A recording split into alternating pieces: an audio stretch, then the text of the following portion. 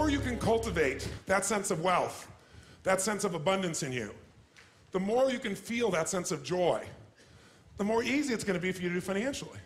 Because you're not going to be in this scarce, fearful mode. Now, that's not enough by itself. You can have this great sense of abundance and do the wrong mechanics and be a disaster. True or false?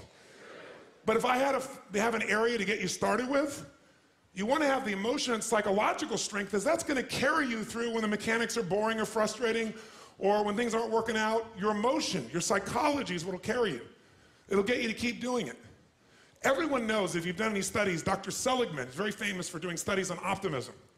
And in those studies, you know what he found out? People that are pessimists are much more realistic. They're much more accurate.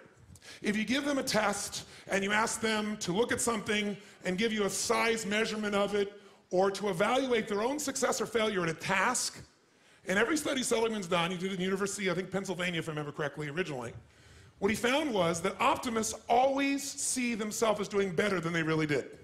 They basically BS themselves. What happens to pessimists, they're 10 times more accurate. But here's what he found out.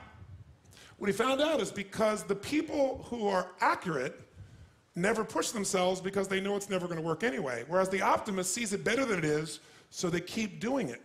Because they have the illusion they did well, I'll do even better next time.